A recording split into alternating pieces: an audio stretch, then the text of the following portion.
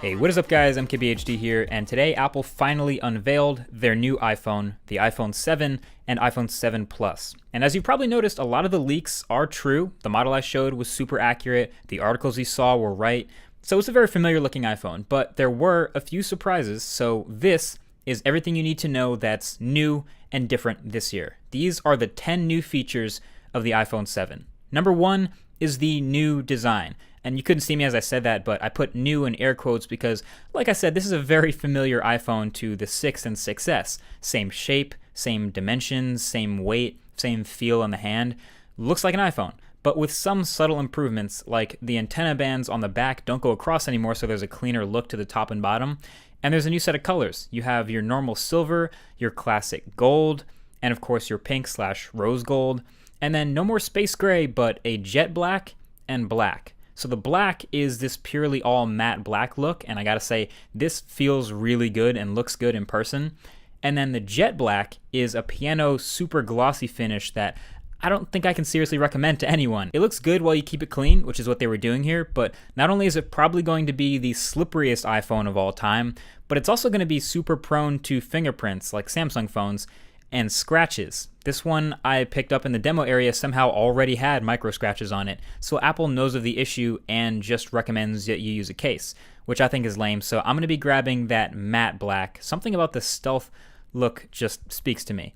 Number 2, the home button. The new home button on the iPhone 7 is actually really similar to Force Touch trackpads in the new MacBooks. It doesn't actually click anymore. It's a solid state glass button with pressure sensitivity that doesn't move. So there's a Taptic engine that's now behind the button, so when you firmly press it as if you were going home, it clicks. And it kind of feels like the whole bottom of the phone is clicking, so it's not identical to the feel of just the button press from before, so it may take some getting used to, but that is definitely new. Number 3, the iPhone 7 and 7 Plus are now officially water and dust resistant. Now, I might argue that the iPhone 6S and even the 6 might have been just as water resistant as this one, but now it's officially official, so it's rated to be able to survive being under 50 meters of water, which is a lot, so you can totally use it in the rain or shower with it or whatever.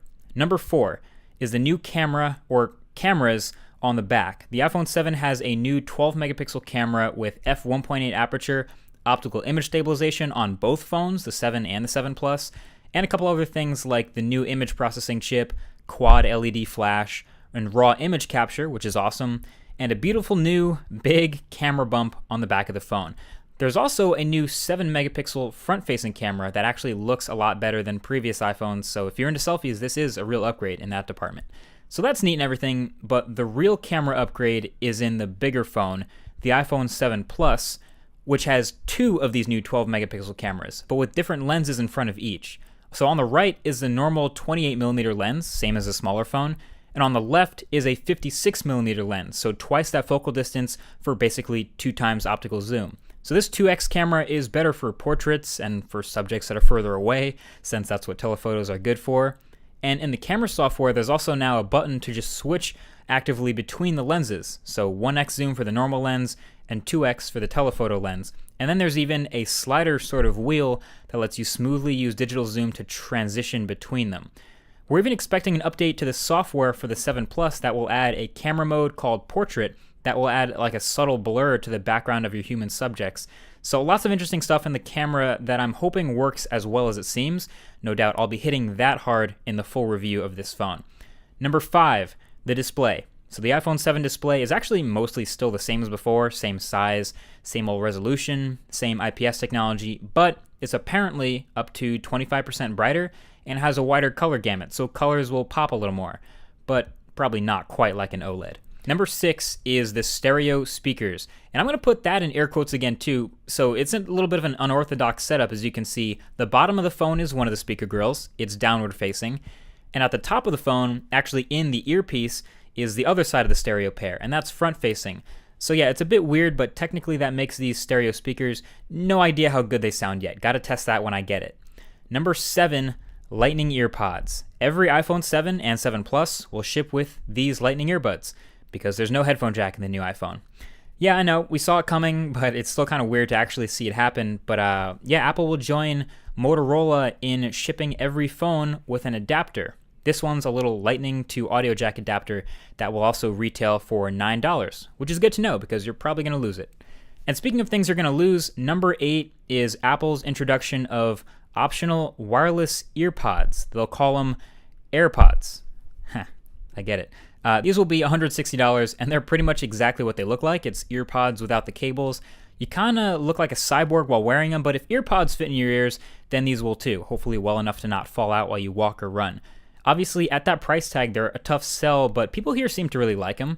They demoed how to pair them super easily. Basically, they come in this little charging battery case, and it charges them, and all you have to do to connect is flip open the top of the case, and when you put them in your ears, it uses proximity sensors to automatically know they're being listened to, so it switches your audio on the fly.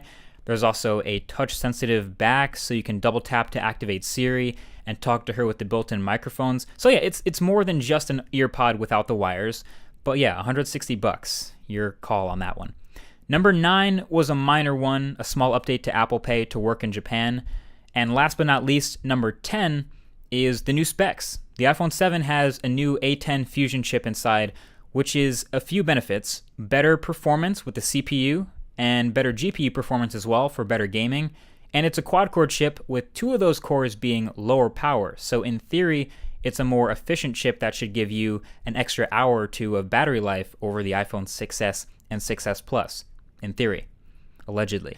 Either way, that's pretty much it for what's new. And my first impressions are that while it's pretty familiar, yeah, it's a nice piece of hardware. They killed the 16 gigabyte version finally, so now it starts at 32 gigabytes, and it's the same price, and it goes up to the 256 gig version. My favorite upgrade, I'm going to say, is probably the camera, especially in the 7 Plus, which was the phone I was going to get anyway. And my biggest letdown, I would say, is the screen. When are they going to put an OLED display in the iPhone? Seriously, they got to do it eventually, right?